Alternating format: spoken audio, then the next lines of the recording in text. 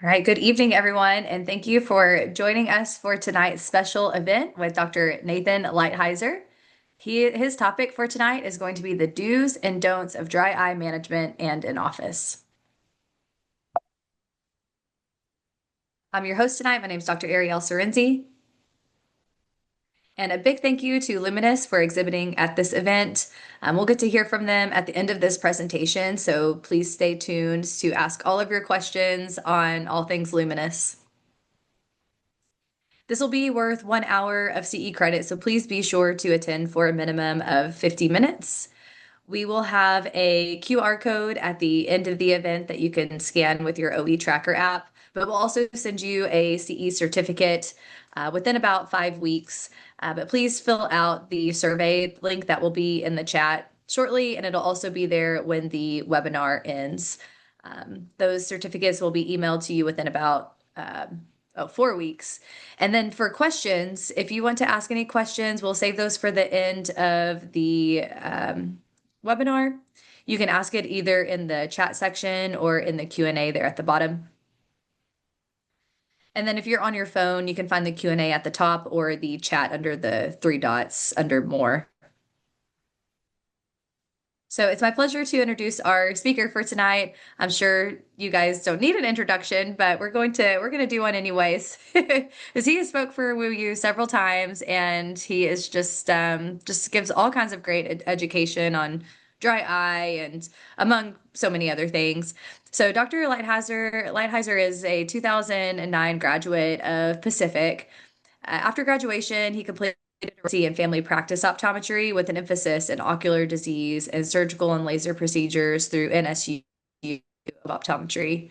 He has since joined the faculty at Oklahoma College of Optometry and is the chief of specialty care clinics, the chief of electrodiagnostics clinic, and the director of continuing education and head of the dry eye clinic. A man of many hats. In June 2024, he was named as the dean of the Oklahoma College of Optometry.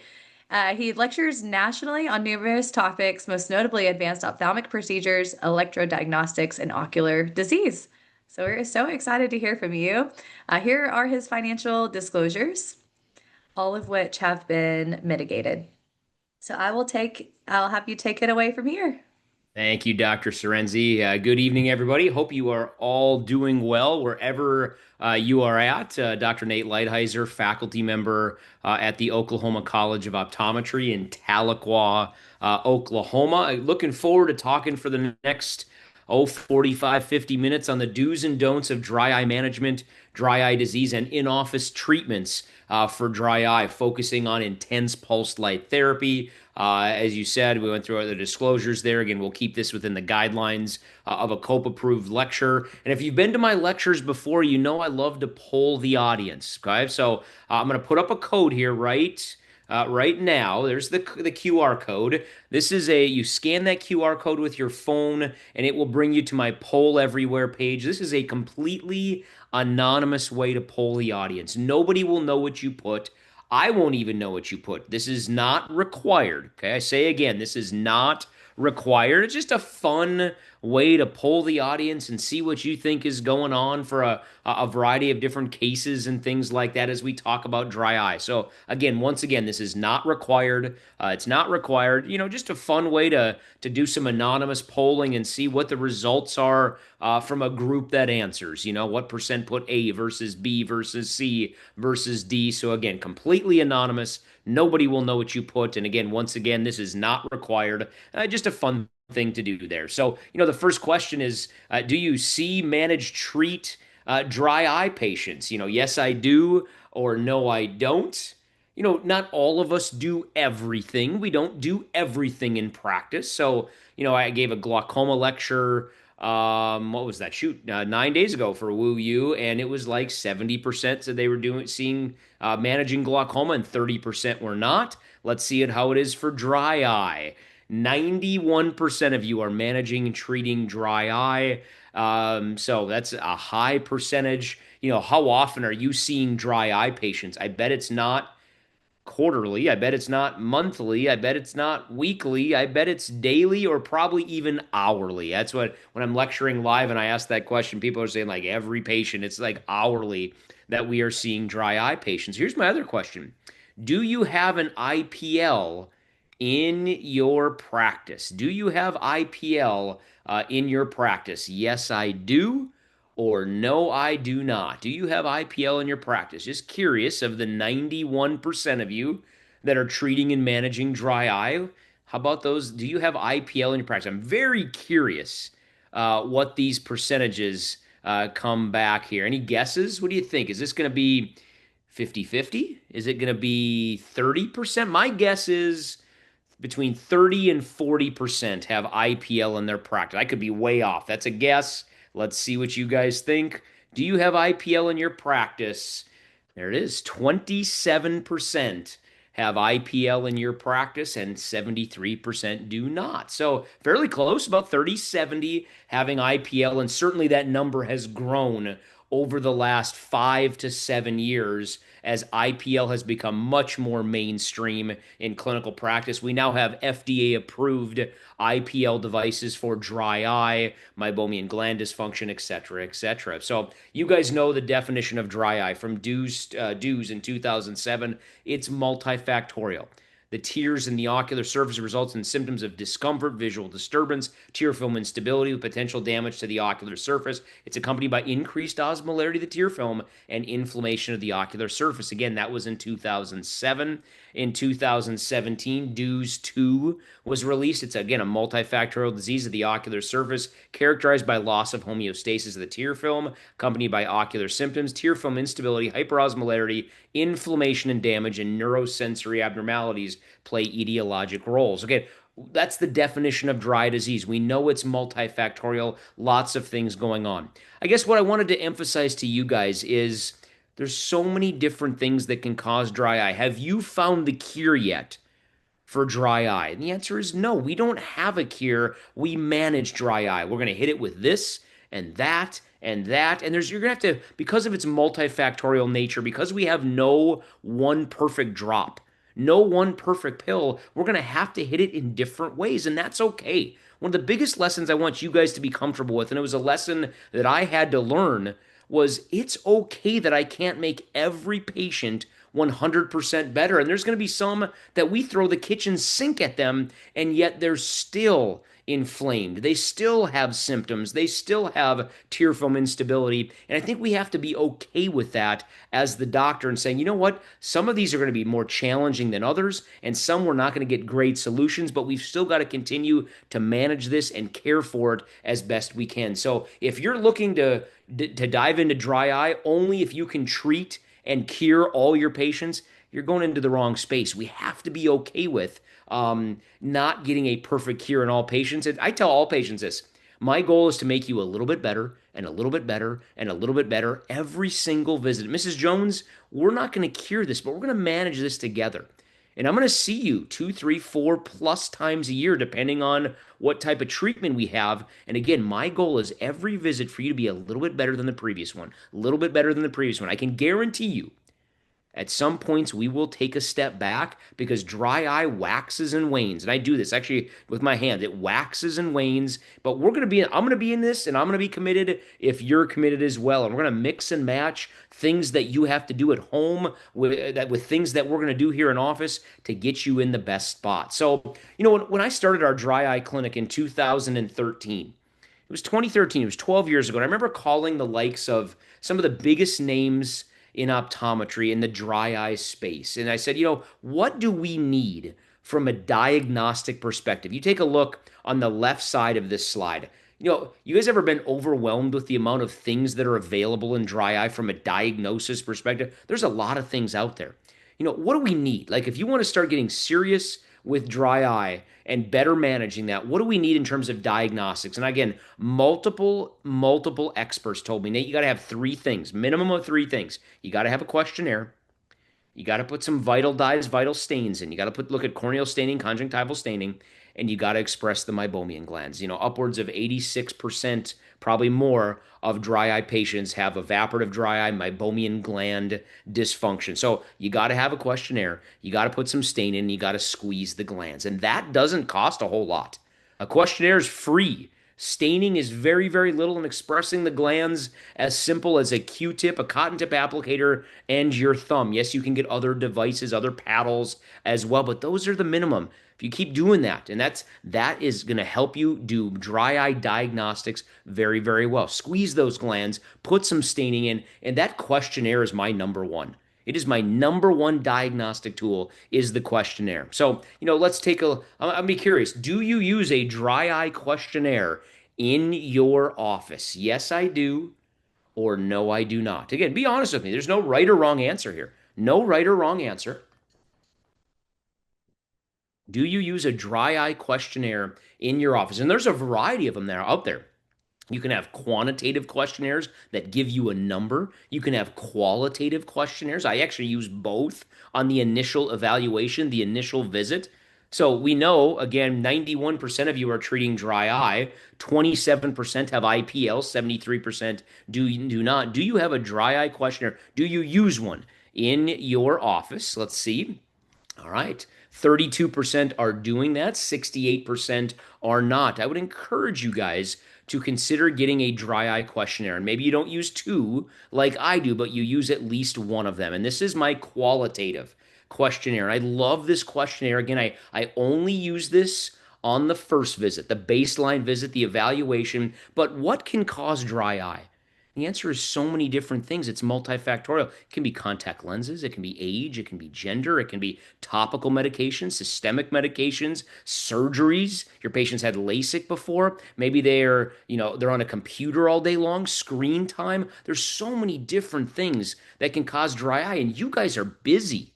You are busy in your practice. Let them, while you're busy, fill this out. I use this as part of my brain when talking to the patient, going, oh, yeah, Mrs. Jones, she's postmenopausal. She's a smoker. She's going to have more dry eye because of that. She's on her tablet 8 hours a day, 10 hours a day. She's got a ceiling fan that goes in her room all the time. She's got sleep apnea. She's had cataract surgery or LASIK or whatever it is. Because I always tell them, I can't cure this. But my job is to talk with you and educate you to put as many things in your corner as possible. And if turning off that ceiling fan helps things just a little bit, that may benefit you. That's sleep apnea. We may have to talk about that. How much time are you on your digital device? So, demographic information, lifestyle information. How much water do you drink? How much Dr. Pepper do you drink? How much fish do you eat versus red meat? Medications. Boy, Mr. Jones is on antihistamines and antidepressants and a diuretic and beta blockers and all these things that can also cause dryness. What are your symptoms? What have you been diagnosed systemic wise? Tell me about anything along the eyelids. You can see those questions here. And then therapy background. What have you tried before? Again, I don't do this on every single visit, but I want to understand the more thorough picture of what's going on with this qualitative questionnaire. No number. No number at all, but a nice qualitative questionnaire. And then I like a quantitative questionnaire as well. Maybe it's the speed questionnaire. Maybe it's the OSDI questionnaire, your ocular surface disease index questionnaire, your OSDI. You go back to the speed. This goes from 0 to 28. Again, 0 to 28. And, you add this up and anything really about a 6 to 8 or above. A 6 to 8 or above can be significant. That's, if there are 2 out of 28, we're all right. But if we're a 11 out of 28 or a 17 out of 28, they're telling you, Doc, I've got some symptoms. I love to have a number so I can gauge therapy as we're managing that down the road. Maybe it's OSDI. You say, I don't like the speed for one reason or the other. Maybe it's OSDI. It gives you a number from 0 to 100. 0 to 12 is normal, 12 to 22 is mild, 22 to 32 is moderate, and 33 and above is severe. Again, it gives you a number that you can then follow over time. Maybe it's the dry eye questionnaire 5. Maybe it's this one that you use. Encourage you. These are all free. You can find these online of questionnaires, qualitative, but many of you use quantitative questionnaires to help tease out those dry eye patients and figure out just how bad are their symptoms. You got to have a questionnaire.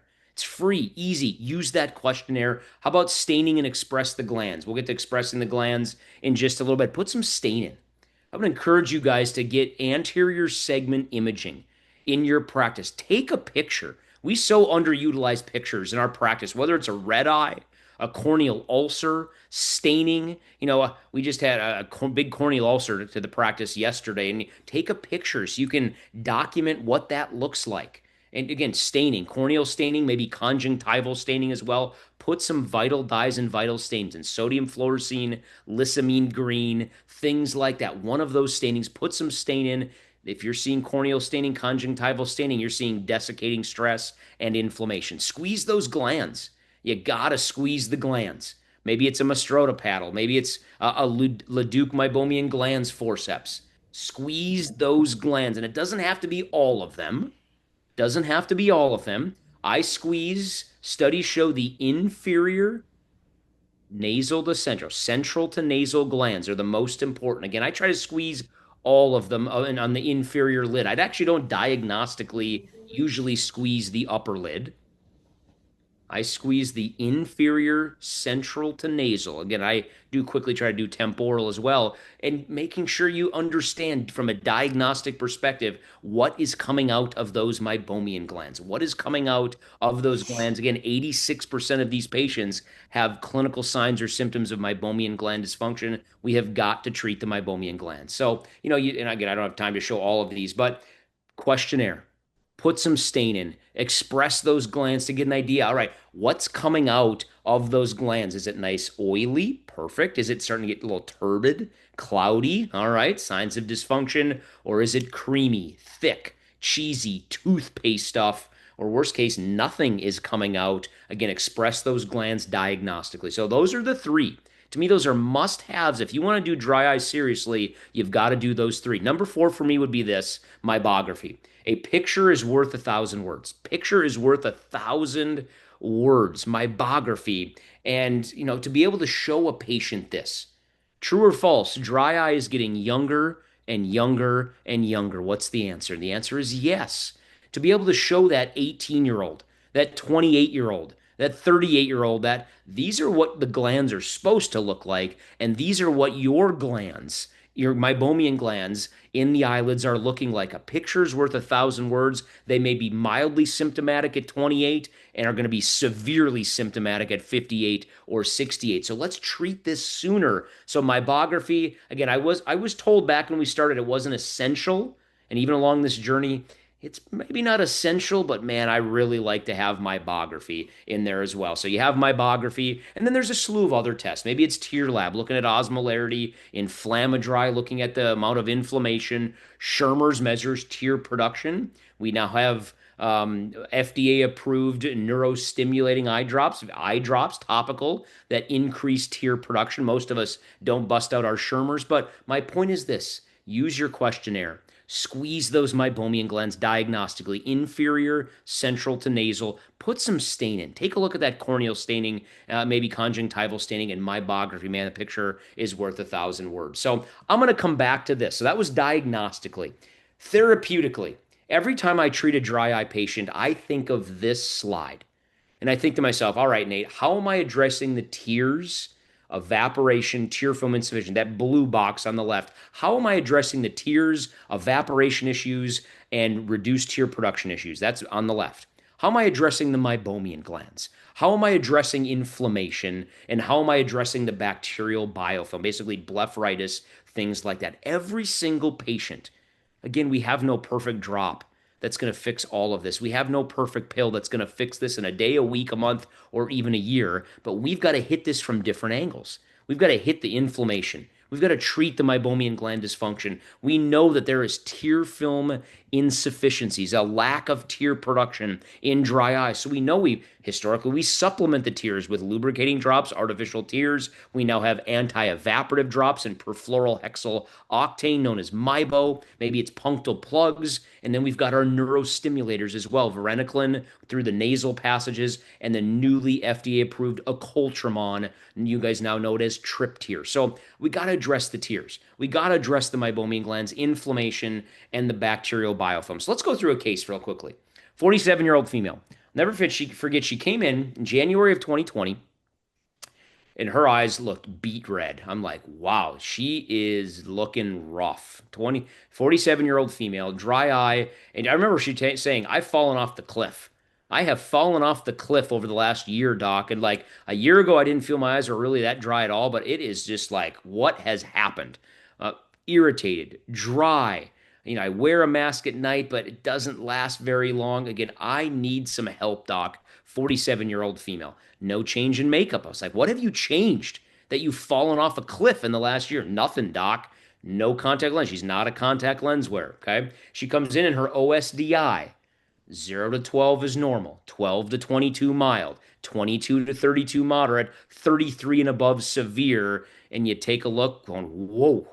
If there was a super, super, super, super severe, that's where we're at. A very, very high score on her OSDI of 77.1. Again, you can see the qualitative questionnaire, some of the risk factors that we have here on maybe contributing to dry eye. Okay. We're drinking some water. It's great. Not eating a whole lot of fish. We're taking some medications. Okay. Again, you can see the other things as well. Again, this isn't the be all end all, but it just gives me more information to talk to this patient and factor into my decision making when we're treating this dry eye patient. Slit lamp. Again, she's 2020, incomplete blinks, wearing false lashes. So we got 2+ bulbar conjunction, 2+ diffuse inferior SBK, the meibomian glands. Again, well, I'll show you a picture of that in just a second. Inflammatory is positive, tear lab 318, 317. Hello, and welcome to myself. Again, squeeze those glands. What is coming out? Inferior, central to nasal. Giving yourself a good idea. Is it this nice clear oil? Is it this kind of creamy, thick, cheesy stuff that can come out as well? Again, squeeze those glands. And again, you may be uncomfortable doing it the first time, the second time, the third time, things like that.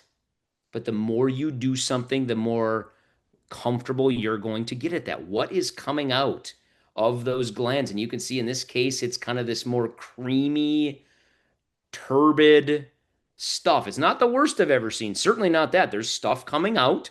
It's not this toothpaste coming out, but we've got this more creamy liquid coming out. Certainly signs of meibomian gland dysfunction. Meibography. There's our meibography, looking at those meibomian glands. So you take a look at the meibography in one eye versus the other. Not horrible. Okay, not horrible. I would call this grade 1 to 1.5 dysfunction if you're grading on a scale of trace to grade 4. Our non-invasive corneal breakup time. Our nick butt. Non-invasive corneal tear breakup time. Right eye and the left eye. Again, showing a little bit of disturbance in terms of our first breakup time in both eyes. So, Mike, I'd be curious with you guys on this one. How would you treat this patient?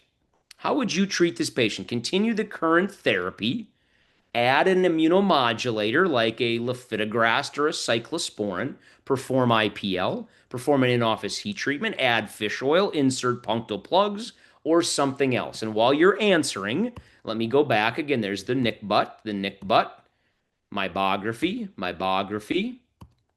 Okay, again, we got some turbid stuff coming out. There's the slit lamp. Again, her eye, the first thing I noticed was the redness of her eyes. Go, ooh, your eyes are red. And we got some inferior SBK, positive inflammatory, tear lab showing hyperosmolarity. Okay, and again, certainly very, very symptomatic with our OSDI. Again, she's currently taking artificial tears every hour and ointment at night and using a mask. So tears every hour, ointment at night, using a mask. What do you think? And again, there's no wrong answer here. There's so many different ways to manage dry eye, and they're all, a lot of them are correct. They are correct. Well, what would be the next thing that you would add in this patient? Again, there's a lot of things we're going to add. When you're that symptomatic, I don't think there's anything wrong here. I maybe the least correct, I'm not going to call it wrong, is maybe continuing current therapy. She's using tears every hour. She's asking for more. An ointment at night, and she's severely symptomatic. I might not put plugs in until we calm down that positive inflammatory, that redness, the inflammation that we know is going on the ocular surface from the redness and the staining and the positive inflammatory. But I think fish oil is appropriate. I think an in-office heat treatment is appropriate. I think IPL is appropriate. An immunomodulator, a topical steroid is certainly involved in that as well. So here was my plan. You may agree or disagree. We need to go to that brooder mask daily. I put her on a steroid. The inflammatory was glowing positive. Sequa, an immunomodulator, so cyclosporin 0.1%. Okay, we're going to put that on, or Sequa, excuse me, twice a day. IPL number one, we're going to do some IPL and get that going in the right direction. We did our IPL questionnaire. We skin type her, skin type 3. As we'll talk about, you're currently FDA approved IPL. You can do skin types 1 through 5, 1 through 5. So we're going to do an IPL, lubricate as needed, and I'll bring you back in 3 weeks for follow up in IPL number 2. So, am I treating the tears? Yep. Well, I've got tear supplementation. I'm not plugging yet. Am I treating the inflammation? Yes. Steroids, immunomodulator, great. Am I treating the meibomian glands? Yup. Bruder mask, IPL, that's hitting both inflammation as well as the meibomian glands and the bacterial biofilm. I'm not treating that at this point, but I've got the other three, which I hit in almost every dry eye patient. Again, mix and match. Be part of the solution. And there may be multiple things, as you can certainly see here. All right, 3 weeks later, she has been using, all right, instead of every hour on the refresh, 4 to 5 times a day. Hasn't used them in 3 days because she hasn't felt she's needed to. All right, Bruder mask, low to max, using the cyclosporin, the immunomodulator. Awesome. OSDI went from 77 to 56. That's going in the right direction in 3 weeks. And you could tell the redness was better.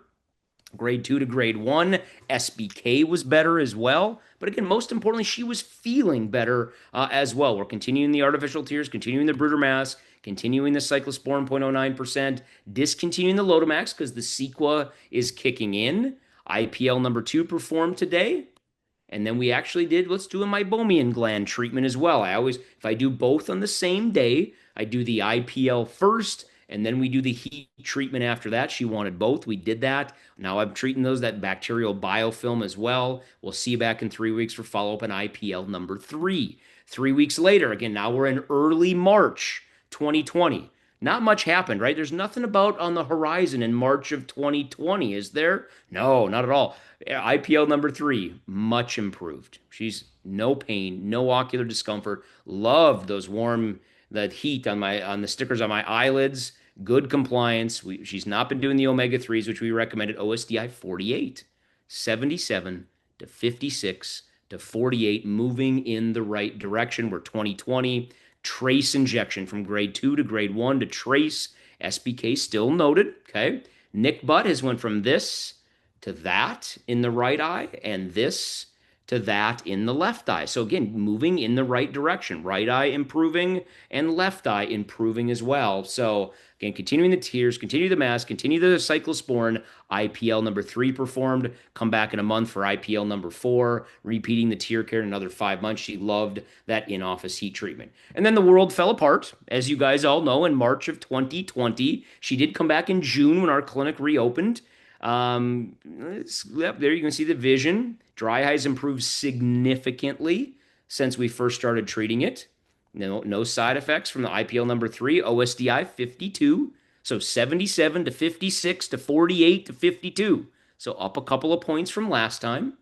Okay. Trace injection, trace SBK. And we're continuing to manage with the IPL, which we've done with this patient routinely now. We've had 4 to 6 treatments every so often, and then we repeat them 6 to 12 months later. And I continue to see this patient, and her eyes are still dry. I haven't cured her, but she is a happy, loyal patient coming back going, Dr. Nate, we've got it so much better than where it was in January of 2020 there. So I want to make sure we move on and get to IPL here. But again, just managing all the different things. Are you treating the tears? Are you treating the meibomian glands? Are you treating inflammation? And are you treating the bacterial biofilm? Every single patient that I treat, I'm hitting it in those 4 pillars. And again, there may be multiple treatments in those 4 pillars. I'm treating the meibomian glands in this case with a Bruder mask, and I attempted fish oil. She didn't take it very much, and IPL and the tear care, the heat.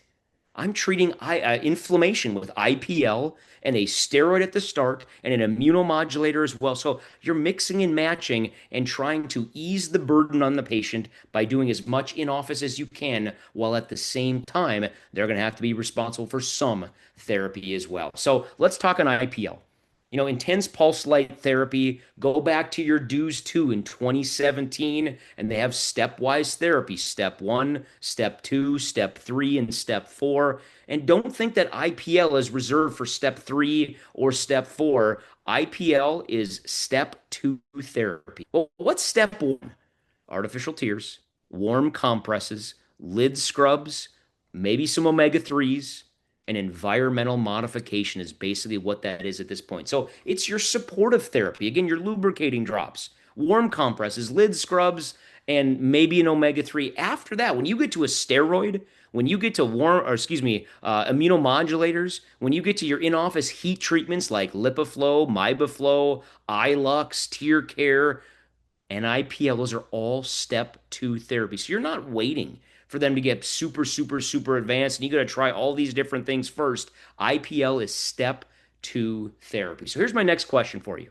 How does IPL help treat ocular surface disease slash dry eye slash meibomian gland dysfunction? Does it help to eliminate small vessel telangiectasias that are leaking inflammation? Does it help to eradicate Demodex? Does it help to provide heat to the meibomian glands for manual expression? Does it help to increase tear production? Does it help to express the meibomian glands? What's the main thing? If you had to pick one, there may be multiple things here, but if you had to pick one, what's the way that IPL helps ocular surface disease?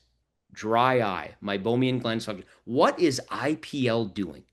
What is IPL? It came about as a skin treatment for crying out loud in the cosmetic space, in the dermatology space with rosacea and things like that. What at the end of the day is IPL? How is it helping dry eye disease?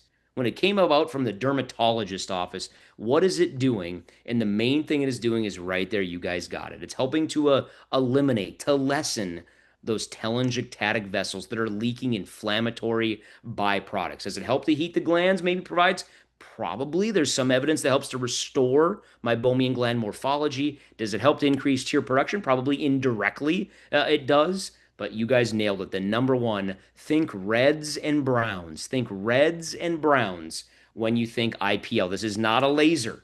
IPL is not a laser. So you don't have to be one of those 14 laser states that we talked about 3 weeks ago when I lectured at Woo U on lasers. It's not a laser. There is differences, major differences between IPL and lasers. This is a broad spectrum, multiple wavelengths, and the target tissue are chromophores. Think reds and browns. The reds is hemoglobin. Red blood cells, telangiectasias. What's inside those red blood vessels? Hemoglobin. That's so that your chromophore that it's targeting. Reds and browns. The browns is melanin. Yeah, you could use IPL to help eliminate age spots and things like that. That was the dermatology space. But when we're thinking dry eye, we're thinking reds for those telangiectasias, helping to eliminate those. The intense pulse light, that's absorbed by the hemoglobin that generates heat and it coagulates or shuts down those telangiectatic blood vessels. It helps to turn off the faucet. Helps to turn off the faucet that's leaking inflammation in and around the eyes, on the ocular surface, eyelids, lid margins, helps to turn off that leaky inflammatory faucet. You can hit it all day long with immunomodulators, and we should in many, many, many patients, but that is just sequeling or squashing the symptoms. And if the inflammatory faucet is still on those telangiectasias, you're still going to have inflammation. So we're helping really to hit this more at its source, those inflammatory leaky vessels. So alleviates the abnormal vessels that are perpetuating the inflammation, decreases the level of pro-inflammatory mediators, reduces osmolarity of the tear film. It's actually been shown to decrease Demodex mites and helps to restore meibomian gland morphology and functionality. So lots of important things that IPL is doing. And again, here's some of the data. Inflammatory markers decreased. When you look at what happens from week 0 to week 4 to week 12, when you're comparing the study, IPL versus what's going on, you're seeing a reduction in these inflammatory markers. So that's going down. Meibomian gland morphology being restored. Take a look at tear breakup time. Your baseline tear breakup time of about 6, increasing on follow-up 1 to follow-up 2 to follow-up 3. If you can take your tear breakup time from 5.5, 5.8 to 11.2, that's a win for patients. And go back to that speed questionnaire. 0 to 28. Anything really about 7, 8 and above is abnormal. You go from a speed score of 13, which is certainly abnormal, down to right at about 6. So symptoms improving, tear breakup time increasing, inflammatory markers decreasing, and meibomian gland morphology restored. There's no ifs, ands, or buts about it of the study after study after study after study showing the benefits of IPL for dry eye. It's why this was FDA approved.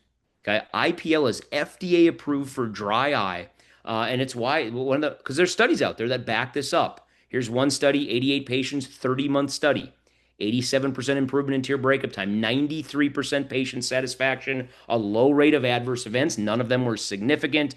Of note, we don't have a perfect one treatment. This isn't going to cure it in one treatment or even one series of treatments, 4 to 6 visits. On average, this is going to take multiple treatments, multiple pulses, four to six visits. And then, Mrs. Jones, we're going to let you go for 6 to 12 months, and we may have to maintain this 7 treatment visits and 4 maintenance visits on average. So, over 30 months, 11 treatments here. So, educate your patients. So, again, the literature is really overwhelming at this point that IPL is a treatment for dry eye. There's a reason it's mentioned as stage 2 therapy in DEWS 2. So, who's a good candidate for IPL? Your moderate to severe dry eye patient. Your mild to severe dry eye patient that is showing signs of meibomian gland dysfunction, inflammation, any degree of telangiectasias on or near the ocular surface, on or near the lid margin, and then you're looking at your Fitzpatrick skin types. And again, for some devices, it's 1 through 4. For your FDA approved device, it's 1 through 5. So skin types 1, 2, 3, 4, 5. Those are your indications. Be a little bit careful with skin type 5. Remember, what is IPL doing? Think reds, telangiectasias, and browns. Again, your melanin. Melanin can be a chromophore, and if it absorbs that, it can shut that down and cause depigmentation, skin burns, things like that. So we do IPL in skin types 1, 2, 3, and 4, and very, very cautiously in skin types 5 if needed, but mainly skin types 1 through 4. And again, there's your different skin types. You're going to give them before you start a series of IPLs, there's skin typing forms where they answer what's your hair color, how easily do you sunburn, complexion, iris color, etc., etc. And you'll add up all those answers, something like this, and you add up all your answers, and it will give you what skin type they are. Most of our patients are skin types 2 to 4, but African American patients skin type 6. So this would be contraindicated in African American patients there. So patient selection, again, detailed medical history, use a medical questionnaire and the informed consent. If they obviously have any active lesions, basal cell, squamous cell, you're excluding that. Again, they have other issues that you need to deal with first. If they say, Doc, I'm going to do this, but I want a cure, that's unrealistic. And we need to have a talk that this is not a cure. We're managing this. We are managing this dry eye. Okay. If they come in sunburnt or recently suntanned or anything like that, we need to reschedule. Okay. If you come in with, again, think reds, that's the target, telangiectasias. But if they have a bunch of browns, we're going to need to reschedule and kind of let that solar exposure pass for a few weeks. So any recent sunburn, sun tanning in a sunbed, things like that, we're going to have to reschedule and let that fade for a little bit. Okay, should not be attempted on active infections, dysplastic nevi, significant skin conditions, active cold sores. Obviously infections of some sort, exposure to the sun, as we just talked about, tattoos. Think reds and browns. Their favorite tattoo could change with IPL over the top of it. We already talked about that. So pre-treatment instructions: don't take your Accutane for 1 month before treatment. If you're tanned, we're going to reschedule. No makeup, no lotions. Be prepared to remove them at the office if you did. If you have a history of cold sores, we recommend an oral antiviral for a couple of days before and a week or two afterwards, depending on the case. Again, tattoos or beauty marks, let us know if there's anything that you don't want treated. If it feels too hot, let us know. Here's one recommendation for medications. Again, this is just one recommendation. It does vary doctor to doctor, recommendation to recommendation. So some say Accutane for a month, some say for 6 months. But again, there's one recommendation for some of these medications to stop before their first IPL. Okay. Results are not guaranteed. Not all reds and browns are going to disappear. Again, we talked about this. Deep wrinkle lines will not be removed. Adverse events are very, very, very rare, but they can include redness, swelling, burn, crust formation, scar formation on the skin.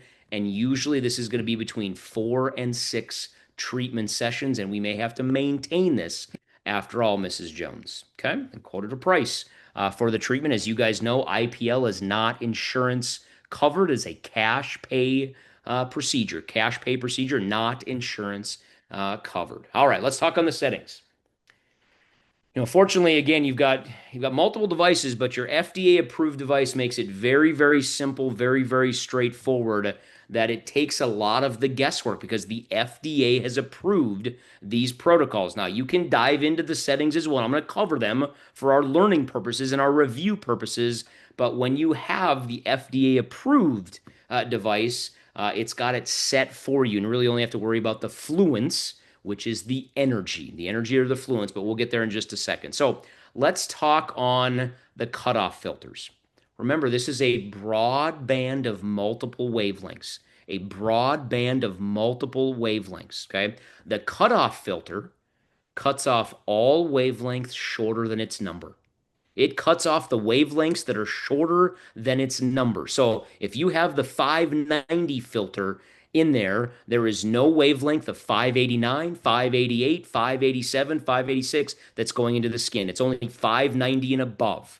If you have the filter that's 515, there's nothing that's 514, 513, 512, 511. It's only 515 and above. The cutoff filter cuts off the wavelengths below that number. So here's the principle you want to remember. And I'm going to go ahead so you can see it here. Longer wavelengths penetrate deeper into the skin. Longer wavelengths penetrate deeper in the skin, but deeper treatment is less aggressive treatment. The more superficial you treat, the more aggressive the treatment is. You are a higher likelihood of burns when you treat very, very superficial. So it's a little bit counterintuitive. Okay, longer wavelengths penetrate deeper. Let me show you the picture. Okay, there's your longer wavelengths. See these longer wavelengths penetrate deeper into the skin, into the epidermis and dermis, but more superficial treatment is more aggressive treatment. So the lower wavelength numbers are more aggressive treatment. So if you're saying you're hovering at 590, which is kind of where we hang out a lot in IPL for dry eye, 560 is more aggressive than 590. 530 is more aggressive than 560. Longer wavelengths penetrate deeper. So the bigger number penetrates deeper, but more superficial treatment is more aggressive treatment. Deeper treatment is less aggressive treatment. So there's your filter aggressiveness. The smallest number is the most aggressive treatment, and the biggest number is the least aggressive treatment because of those principles right there. Again, 590 is your main ocular filter. 560 is probably the next most commonly utilized. So there is your filter. Okay. Again, most up in the FDA approved device, or FDA approved devices, you don't even have to choose that. It is selected for you. Okay. How about single pulse, double pulse, triple pulse? Most often you're going to be on triple pulse. Most often you're going to be on triple pulse, maybe double pulse, but most often triple pulse. And again, this one's a little bit more counterintuitive. You would think triple pulse is 3 times as strong. It's not. It is spreading out the same influence over 3 pulses. So if I punch you with 50 pounds of force with one punch versus I punch you with 50 pounds of force spread over 5 punches, each one is lighter, 10 pounds, 10 pounds, 10 pounds, 10 pounds, 10 pounds versus bam, 50 pounds. So single pulse is more aggressive than double pulse, which is more aggressive than triple pulse. So triple pulse is the most common. You want to be I've heard doctors say, only use triple pulse in the ocular adnexa, on the eyelids. I don't know that I necessarily strongly disagree with it or strongly agree with it, but I've used double pulse before. I've never used single pulse. Do not use single pulse in the ocular adnexa. You want to really mainly hang on triple pulse. I suppose you could go on double pulse, but again, if your settings are set for you, you don't even have to worry about that. Pulse duration, okay, that's pretty self-explanatory. And pulse delay, if there's a shorter delay in pulse, boom, boom, boom, versus boom, boom, boom. Longer delay, less aggressive. That's pretty intuitive there. And then lastly is the energy level, the fluence. The fluence, you're going to hang out somewhere between probably 10 and 20, but most of the time you're going to hang out between 10 and 16 or 18 as your fluence, and it's based on the skin type. It is based on the skin type. Again, somewhere your lighter skins can have more aggressive treatment as you go from skin type 1 to 2 to 3 to 4. You get into skin type 5. They've got more what? Think reds, that's why you're treating, and browns, the melanin. The darker their skin, the more gentle the treatment. So you can see as they get darker skinned to skin type 3 and 4, you got to turn your fluence down. This is the main setting that you can adjust is the fluence. Main setting that you can adjust is the fluence. Okay? And there's Toyos recommended settings. Again, FDA approved protocols. We have protocols now for dry eye because we're FDA approved there. So again, we talked about the less aggressive. That's your higher filter. 590s and 690s and 640s and 610s and 590s. The lower filters, the 560s, the 540s, the 510s, the smaller the number, the more superficial the treatment. That's more aggressive. Okay. Obviously, lower fluence is less aggressive. Higher fluence or energy is more aggressive. Again, we've talked about all of that. Again, a lot of this is set for you on some of our newer devices. Your endpoint is mild to moderate redness, a little bit of mild redness as you're doing that, a little bit of spiciness as you are doing this treatment here. Okay. As you're doing this treatment, make sure you put in shields, corneal shields. Okay. You don't want this to treat the iris at all. So make sure you use corneal shields. There's different types of corneal shields, whether you use the one on the right, the one on the left. Again, lots of different corneal shields. We use the one on the left most often. We use these metal shields. They go right on the ocular surface. We put some Celluvisc or artificial tears or genteel gel underneath the shield, put some proparacaine in, and then you can treat right on the eyelids, right on the eyelids. Okay? 2 passes, tragus to tragus. 2 passes, tragus to tragus. What the heck is the tragus? The tragus of the ear, right here. Okay, and we're gonna start about right here, just outside the hairline here. We're gonna start and 2 passes, tragus to tragus, and you can see tragus of the ear, boom, and then a second pass, tragus to tragus, tragus to tragus, 1 pass, tragus to tragus, another pass. I typically do about 5 to 6. It's again, it's a triple pulse. So hit the button, boom, boom, boom, boom, boom, boom, boom, boom, boom, boom, and I will do about 5 to 7 here, 3 over the nose, and 5 to 7 over there. That's pass number 1. Then we do it again the exact same way. 2 passes, tragus to tragus, 5 to 7, 3 over the nose. This side, right on the bridge, this side, and then 5 to 7 over here, and then do it again. Okay. If they've got significant telangiectasias on the eyelid, we will then grab our little pen and treat directly on the eyelids, because we have a metal shield that looks like that going into the eyes. And when they put your eyelids over the top of it, and you can treat right on the eyelids. If you use the white shield on the right, you obviously cannot treat right on the eyelids there. So let's watch a quick video courtesy of my good friend, Dr. Selena McGee. I'm going to talk through this. Again, you're going to gel them very, very, very good. You're going to put some gel on. It doesn't have to be a super high amount, but you want to, the chiller tip does not contact dry skin. So you're going to put some color-free gel, And again, you're usually going to use a 590 filter, also known as an Optilite filter. So you're going to use that filter, and you're going to go 2 passes tragus to tragus. Your fluence, probably somewhere between 10 and 16, maybe 10 to 18, depending on skin type. Usually triple pulse. Again, fluence we talked about, filter we talked about. You've got some gel. Again, it's a thin film of gel there, ultrasound gel, non-colored. You don't want it tinted. You don't want tinted ultrasound gel. And going right across, again, the cheeks and the other side. And again, what is this targeting? Chromophores. Think reds and browns. In this case, we're treating reds. Why is this so good for ocular rosacea, acne rosacea? Because all of those telangiectasias. Again, dry eye associated with rosacea, ocular rosacea, acne rosacea, meibomian gland dysfunction. There is some heat there. That's why the tip is chilled. You've got some gel there. Okay, so that is your IPL treatment there. Okay? IPL treatment. Again, kind of some of your befores and your afters. Okay, helping with your patient that has dry eye that also has rosacea is the ideal candidate. The ideal candidate. How many treatments? Usually 4 to 6 treatments. In our clinic, it's 4 to 6 treatments. This is one of my patients. And we watch the treatment of this. This is, again, came out in dermatology. We're treating for dry eye, but look at the unintended benefits of this treatment from here. Watch this. Look at those cheeks. Again, we're treating for dry eye. I did tragus to tragus, went on the eyelids as well. I will admit we treated a couple, times over this as well, and it took multiple treatments, 4 to 6 treatments. Look at that. Okay, much better. Again, another side angle here, before and after. Multiple treatments. Again, treating what this looks like before and what this looks like after. Again, we're not treating acne, but we're treating dry eye, and we're happy with any unintended side effects of that as well there. So there's our IPL treatments. In my last, again, 4 or 5 minutes before questions, don't forget about chalazion management. Don't forget about chalazion management. This is really pioneered by Dr. Laura Perriman, ophthalmologist in Washington, among other areas of, we can treat chalazions with this.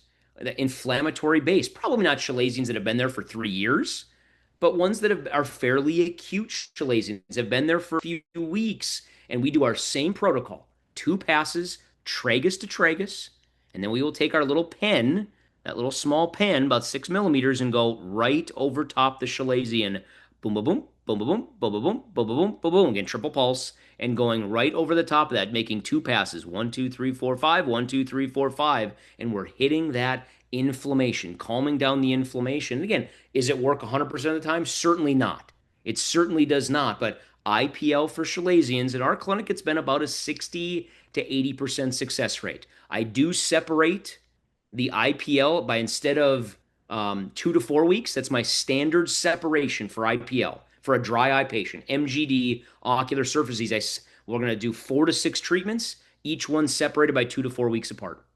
4 to 6 treatments, each one separated by 2 to 4 weeks apart. In my chalazion patients, I tell them it's likely going to be 2 to 4 treatments, maybe one if we're lucky, but likely 2 to 4 treatments separated weekly. Separated weekly is what we do for those there as well. So, again, same thing there. Afterwards, you remove the gel with the tongue depressor, apply some sunblock, avoid direct sunlight. Don't press too hard on the skin. Don't treat on hair. Thinks reds and browns, and the hair follicle is brown. Knock on wood, I have yet to have a complication in hundreds and hundreds and hundreds and probably thousands of these at this point. If it is, it's you overtreated. Blisters, significant redness, bruising of the skin. Very, very, very rare when you're doing this. Okay. All right. In our last couple minutes, again, this is a cash pay procedure. You guys are going to have to decide what you charge on this. Again, we do 4 to 6 treatments, 2 to 4 weeks apart. I'm in a unique situation here because we offer it at no cost to our patients through Cherokee Nation, the patients that we see here in Northeast Oklahoma. So with that, I'm going to pause. I think I want to go back here. I want to go back to this slide. I covered this briefly, and then we'll get to questions here in just a second. Just to reiterate in our last couple minutes, every single patient that I see, how am I addressing the tears and evaporation? Again, maybe some lubricating drops supplementing, but I'm not expecting them to use lubricating drops every hour or every 2 hours. Is punctal occlusion involved? Is neurostimulation involved, either nasally, or now we've got a new drop out there, our anti-evaporatives, perfluorohexyloctane. How are you addressing the tears evaporation? How are you addressing the meibomian glands? How am I addressing inflammation? And how am I addressing the bacterial biofilm? Every single patient in my mind, I think through this. Everyone without exception. And IPL is hitting 2 of these. IPL is hitting inflammation directly through those telangiectasias, and it's hitting the meibomian glands. Again, studies show changed meibomian gland morphology there. So IPL is hitting multiple of them. So with that, I am going to pause here, and questions, comments, thoughts at this point in time. I'm going to go back to our final slide here and turn it back over to Dr. Serenzi. Hello, thank you so much. I think this is the most questions that I've seen in the Q&A and chat box in my like 3+ years Holy smokes, moderating. 27 and 12. Are we going to get through 39 questions in 5 minutes, huh? Yeah. Oh my gosh. And some keep on coming in. Okay. Well, let's dive into it. One question that I wanted to ask you is if you are finding with kids with a increase, kind of seeing more dry eye in kids, and do you typically do the same protocol for IPL? And is there like a different consent form to treat those kids? Well, we haven't changed anything based on age at this point. So maybe we're wrong on that, but we don't make decisions. I will do IPL in an 18-year-old or an 88-year-old. Same consent form. Obviously, if they're a kiddo, we're going to have the parents involved if they're 14, 16 years old and explain that. But I've done IPL as young as 12. Mostly in Chalasians, kids that have styes that don't want a Kenalog injection, don't want an incision and curettage. We found it a nice option to try to maybe stave off a needle into the eyelid for a 12-year-old that darn well doesn't want to have that. So no decisions based on age and no different consent form. Okay, great. This doctor says that they've had 3 patients recently who received IPL and developed spontaneous retinal detachments.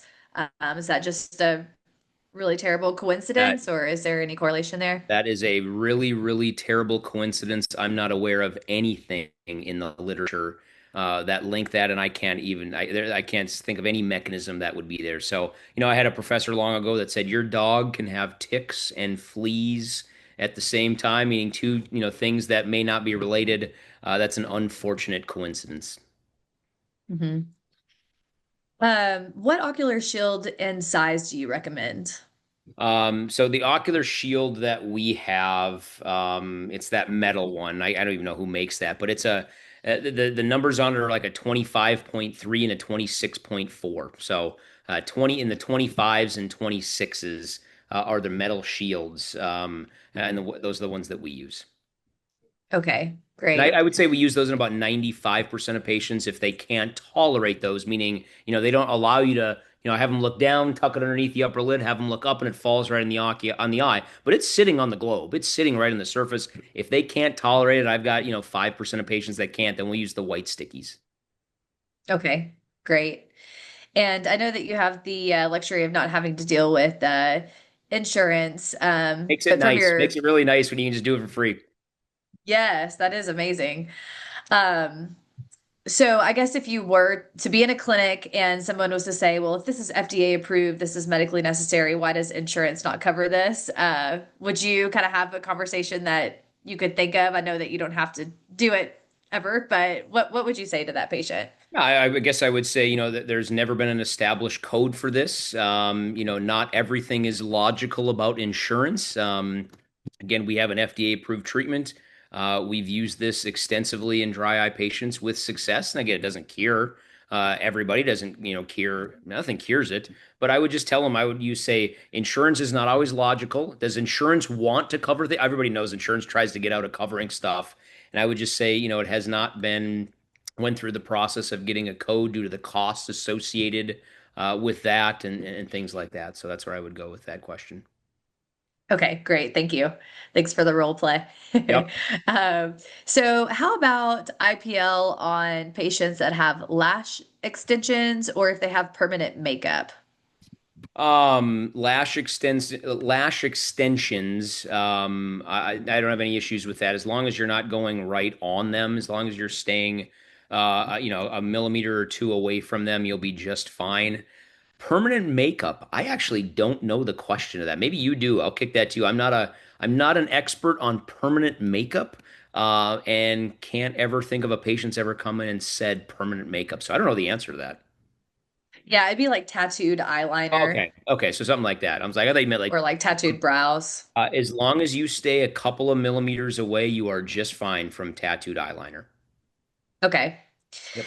And now, if you had a patient with a lot of inflammation going on, you decided that part of your treatment protocol was to do cyclosporin, or Restasis, Cidra, Cequa, Yep. Tyrvaya, somewhere. What are some of your, like, what are your guidelines on deciding what pharmaceutical drop you would pick? It's just going to depend on the case. Are you talking just the immunomodulators like cyclosporin versus lifitegrast, or are you talking anything? Let's just go with anything Again, I'll go back with to drop wise. yeah, So drop like wise. pharmaceutical drop wise, yeah. Usually, I'm going to have an immunomodulator involved. That's going to kind of my mainstay of therapy. I may have a steroid involved depending on how inflamed they are. If they are super inflamed, well, how do I know that? Positive inflammatory, or significant redness, or significant staining, or just significant symptoms. If they come in and their speed is a 19 out of 28, they're begging for something. And I'm going to use that steroid in the short term to calm that down. So, significant redness, significant staining, positive inflammatory, significant symptoms. I'm going to start them on a steroid and the immunomodulator. So the cyclosporin or lifitegrast kicks in over 2 to 6 weeks while they're on. Again, it's free in our system, but Lotamax for about a month. I put them on loteprednol for about a month. So as far as drops, it's going to be a steroid depending on those circumstances, and then an immunomodulator, and then perfluorohexyloctane. I've had really, really good success with that. I had a patient just last week going, this is a miracle drop. My eyes feel so much better. So I'm a big believer in that anti-evaporative. But that's kind of where I hang out is the immunomodulator, the steroid early, immunomodulator after that, our perfluorohexyloctane, and then we'll learn more with our new topical neurostimulator, acoltramon here in just a little bit. But if you prescribe warm compresses and lid scrubs and a steroid and an immunomodulator and an anti-evaporative and an omega-3, how many of those have they taken? So I try to Right. minimize my drops to steroid early, immunomodulator takes over, and maybe one other in there as well. And that's where your in-office comes into handy with your IPLs. Okay, beautiful. Oh, I wish we had more time to I answer more know. questions. We had so many good questions. So, but you're going to be in the sponsor presentation. So if you guys head on into there after we go through our slides for the QR code, then Dr. Lighthouser will be in there too, and he can answer all of your questions. So, Dr. Lighthouser, thank you so much for your amazing presentation. Like I said, lots of great interaction, lots of great feedback. So we really appreciate your time. All right, so let's go ahead and go through some of our end slides here. So don't miss our next presentation with Dr. Susan Resnick. She's going to be discussing debunking custom soft lens myths. That's going to be August 14th. And then to go into our sponsor presentation, you will see a link in the chat box shortly. You'll just click that and click Open Zoom Meetings, and then leave and join. Then enter your name and email and join webinar. So again, big thank you to Luminous. Let's go on over and visit them soon.